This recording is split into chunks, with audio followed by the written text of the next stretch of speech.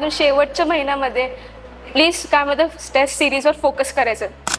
माझं individual score 650च्या वरतीच असायचं मोस्टली. 650च्या वरती 660 मार्क. हा, टीचर खूपच असं नीचा दाखवायचे. बर. हा, की तुम्हाला कळत नाही का, तुम्ही अभ्यास करत नाहीत का. म्हणजे आता 12th मध्ये काय झालं की मला पण माहित नाही, बट टू बी ऑनेस्ट शिकवणं कमी झालं होतं त्यांचं. वडील डॉक्टर आहेत म्हणलं, तुला आता ज्या दिवशी तू घरी जाशील म्हणजे ब्रेक मधनं किंवा लहानपणीपासून तू ते दवाखान्याच्या इन्व्हॉल्वमेंट मध्ये राहिलीस तर म्हणजे तुला सोपं पण जाईल भविष्यामध्ये. कदाचित. हो. Good morning future doctors, welcome to the amazing world of NEET. तर आज फायनली जीएमसी नांदेड या ठिकाणी आपण आलेलो आहोत. तर काही तर विद्यार्थी भेटलेले होते मला जीएमसी नांदेडचे. तर अजून एक विद्यार्थिनी भेटलेली, तर तिची नीट जर्नी कशा प्रकारे तिने अभ्यास केला आणि आता जीएमसीची लाईफ कशी आहे या सर्व गोष्टी आपण जाणून घेणार आहोत. तर काय नाव आहे तुझं? माझं नाव शौर्य अनिल हुलसूरकर आहे. अजून मी सोलापूरची आहे. सोलापूर? सोलापूर मध्ये कुठे राहते? सोलापूरमध्ये उमानगरी ह्या एरिया. मेन सिटी मध्ये का? मेन सिटी मध्ये. हो. मी पण येत होतो आधी सोलापूरला, म्हणजे माझा मित्र असायचे तिथं जीएमसी ला, व्हीएम जीएमसी. हो. माझी कझन पण आहे एक तिथं व्हीएम कॉलेज मध्ये. तिथे ते 7 रस्ता वगैरे चांगले आहे ते. सोलापूर फिरलेलो खूप मी. तर कसा कुठं नीटचा अभ्यास केला तुम्ही? मी सोलापूर मध्येच केला होता, संजय घोडावत अकॅडमी मध्ये. साइड बाय साइड मी आकाशमध्ये पण अभ्यास करत होते. आकाशमध्ये ऍज अ DLP स्टुडंट होते मी.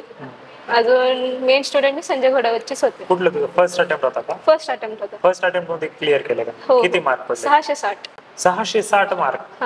660 मध्ये जर नॉर्मल कट ऑफ असता तर आज तर तुला मुंबई सारखं कॉलेज भेटलं असतं मे बी. हो.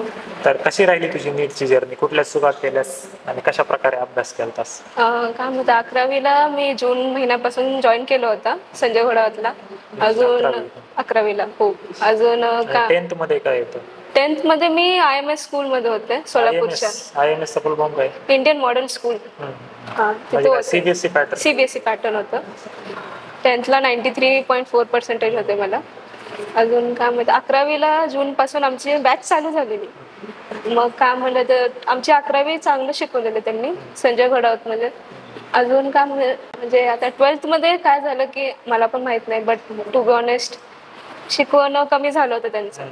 सो त्याच्यामुळं मी विचार केला होता की मी आकाशला जॉईन करू, त्यांचे टेस्ट पेपर्स देणार, साईड बाय साईड संजय घोडावतचा पण अभ्यास करणार. त्याच्याने मग थोडं इम्प्रूव्हमेंट आलं फिजिक्समध्ये, केमिस्ट्रीमध्ये. सगळ्यात जास्त मला अवघड केमिस्ट्री जायचं फिजिक्सपेक्षा. तर काय म्हणतात ओव्हरऑल काय म्हणलं तर चांगलंच झालं होतं. एक्सपिरियन्स काही वाईट पण होते, काही चांगले पण एक्सपिरियन्स होते त्याच्यामध्ये. असं वाईट एक्सपिरियन्स कुठला होता तुझा? वाईट एक्सपिरियन्स म्हणलं तर आम्हाला संजय घोडावतमध्ये टीचर खूपच असं नीचा दाखवायचे. बर.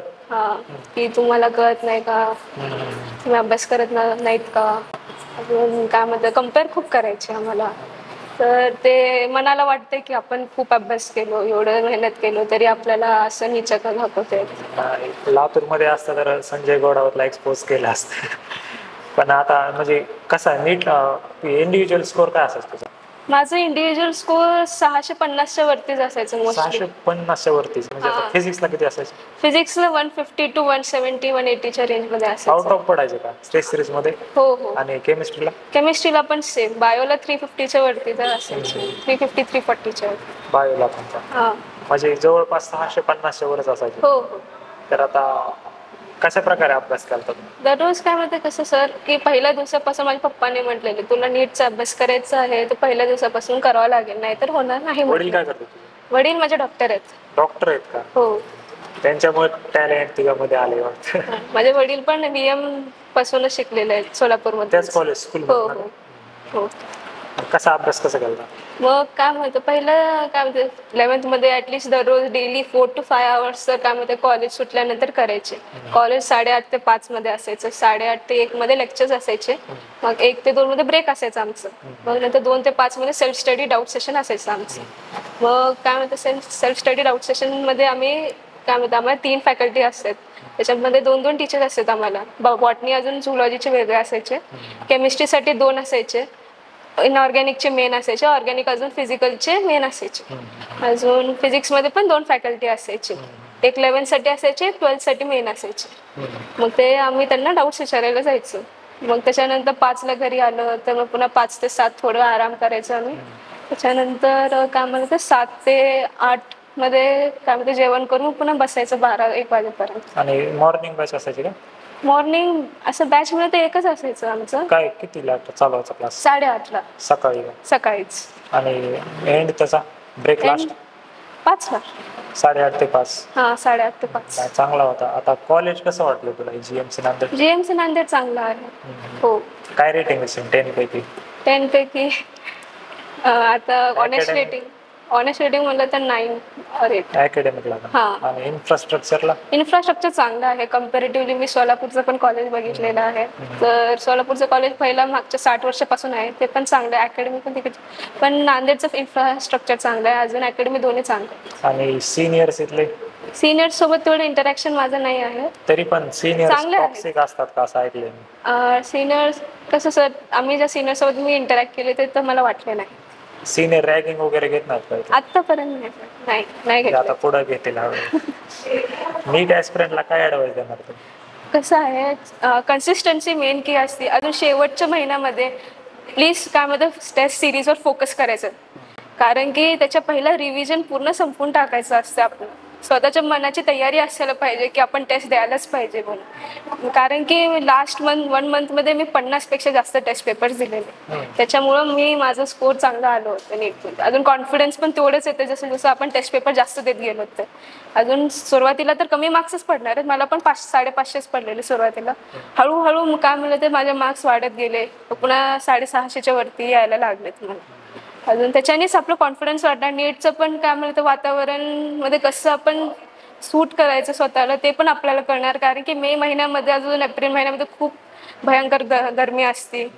त्याच्यामुळं काय म्हणते खूप काही काय आपण सांगू शकत नाही आपल्याला सेंटर कुठे येऊ शकतो. पण आपल्याला चॉईस असते ना स्टार्टिंगला लवकर. हो असते, पण आता आपण सांगू नाही शकत. सोलापूरमध्ये पण सेंटर आहेत का? सोलापूरमध्ये पण बरेच सेंटर आहेत. तुझं कुठं पेपर आलता? माझं सुयश कॉलेजला आलं. सुयश कॉलेजला? हो. सोलापूरचा ट्युशन म्हणजे असं एज्युकेशन इंडस्ट्री मधला एक्सपिरियन्स कसा राहिला तुला? सर सोलापूरमध्ये तेवढं काही सिरियसली शिकवत नाही तुम्हाला, कारण कॉम्पिटिशन पण तेवढी नाहीये, तर त्या पोरांना पण सिरियसनेस येत नाही. जसं लातूर पुणेमध्ये कॉम्पिटिशन असते, एका मार्कावर स्टुडंट्स असते, मग ते कॉम्पिटिशन सोलापूरमध्ये आपल्याला दिसत नाही. तेवढं आहे. नीट आणि JEEचं मला वाटतं की लातूर नांदेड असे जिथं जास्त विद्यार्थी तिथंच जाऊन शिकलं पाहिजे, कारण तिथं कॉम्पिटिशन पण बघायला भेटतं आपल्याला आणि रियालिटी कळते. कारण आता सोलापूरला तुझ्या ह्याच्यामध्ये मॅक्सिमम 100 विद्यार्थी असतील एका बॅच मध्ये. 100 पण होतेच सर. आता इथं एका बॅच मध्ये 300 विद्यार्थी, तर मग त्यांना समजतं की यार इथंच 300 ऑल इंडियामध्ये किती असतील. त्या माइंडसेट सगळा झाल्यानंतर ते एक ऍक्सेप्ट करायला पाहिजे की यार 20 ते 30 लाख विद्यार्थी देणार आहेत आणि त्याच्यामध्ये आपल्याला पहिल्या 1 लाख मध्ये यायचंय कसं करून. नक्की 1 लाख त्यातले बी किती प्रायव्हेट आहेत? 1,50,000 प्रायव्हेट असते. टॉप 50,000 मध्ये यावं लागणार आहे, तेव्हा कुठं आपलं MBBS स्वप्न पूर्ण होणार आहे. तर काय अजून ऍडवाइस द्यायची असेल नीट ऍस्पिरंटला तर? कन्सिस्टन्सी की आहे, अजून सेल्फ कॉन्फिडन्स काय मध्ये पेपर्स दिल्यानेच वाढणार आहे, नाही तर वाढणार नाही. पेपर्स मॉक टेस्टला कधी पण बंक करायचं नाही, उलट त्याच्यानेच तुमचं जास्त रिव्हिजन होईल. अजून कॉलेजचा एक्सपिरियन्स कसा राहिला? चांगला राहिला आता पण, खूप छान आहे. इव्हेंट वगैरे चालू होणार? हो. फ्रेशर्स पार्टी वगैरे कधी आता ते सिनियर ठरवतात? हो सिनियर्स ठरवत असते. ऑल द बेस्ट तुझ्या मेडिकल जर्नीसाठी. आता पुढे काय करायचं ठरवलं नाही का? पुढं अजून काही ठरवलं नाहीये तेवढं. ते आता कसं 5.5 वर्ष काय सब्जेक्ट 19 आहेत, त्याच्यावरून आपण पुढे ठरवणार की कसं आपल्याला अभ्यास करायचं, कुठल्या मध्ये आपली इंटरेस्ट आहे ते आपलं तेव्हाच करणार. तुला वडील डॉक्टर आहेत म्हणलं, तुला आता ज्या दिवशी तू घरी जाशील म्हणजे ब्रेक मधनं किंवा लहानपणीपासून तू ते दवाखान्याच्या इन्व्हॉल्वमेंट मध्ये राहिलीस तर म्हणजे तुला सोपं पण जाईल भविष्यामध्ये कदाचित. हो. आणि आता तुझा एक्सपिरियन्स म्हणजे चालूच झाला ना अकाउंटिंग की फर्स्ट इयर पासून मी प्रॅक्टिस करत आहे घरी? आई बाबांना पण विचारत असते तुमचं पण फर्स्ट इयर कसं गेलं कसं नाही. आई काय करते? आई पण डॉक्टर आहे. कुठले डॉक्टर? आई जनरल फिजिशियन आहे. आणि वडील? गायनेकोलॉजिस्ट. म्हणजे काय MBBS आहेत का? MBBS DGO diploma. बापरे, खूप जास्त क्वालिफाईड आहेत. म्हणलं की आता तुझी जर्नी तर इझीच राहणार आहे इथनं पुढं. ऑल द बेस्ट तुला तुझ्या जर्नीसाठी.